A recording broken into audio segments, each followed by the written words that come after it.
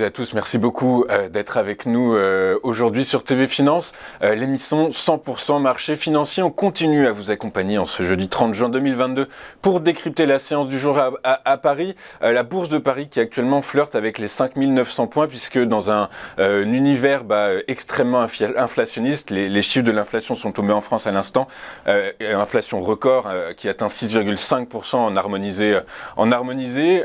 Eh bien le CAC cède 2% à 5909 points. Bonjour Charles.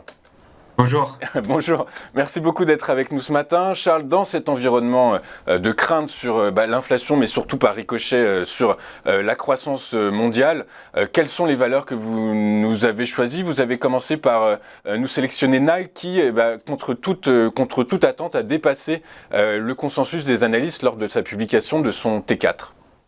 Oui, en effet, pourtant, l'équipementier sportif américain avait de nombreuses difficultés lors des derniers trimestres à affronter. On avait des problèmes de logistique, des problèmes de coûts de matières premières. On avait également la capacité de la société à retransmettre tous ces coûts inflationnistes à ses clients. Et puis la problématique aussi des fermetures d'usines en Asie, mais aussi des clients qui étaient confinés en Chine.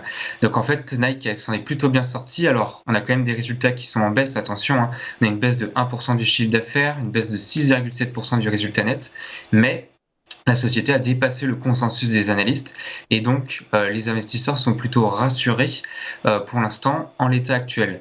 Toutefois, Nike a continué d'être pessimiste pour les prochains trimestres et notamment pour l'année 2023 en réitérant que les problématiques toujours d'inflation, la problématique en Chine, mais aussi les effets de change pourraient être défavorables à la société et donc il ne fallait pas non plus s'attendre à des résultats exceptionnels pour les prochains trimestres.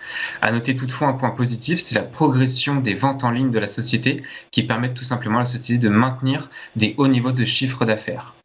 Pour l'instant, les investisseurs restent positionnés sur le titre à l'achat au contact du support des 106 $ qui tiennent. En fait, c'est les anciens plus hauts pré-Covid sur la valeur. Pour l'instant, ce support fonctionne.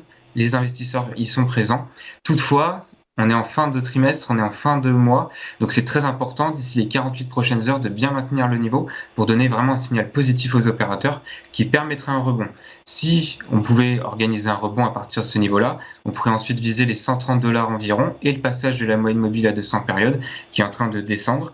Par contre, si dans les prochaines heures, les prochaines séances, on voyait le titre partir à la baisse et casser ce niveau majeur de support, eh bien on pourrait avoir une accélération baissière assez franche en direction des 89 $. À noter qu'il y a quelques catalyseurs qui pourraient aider quand même le titre.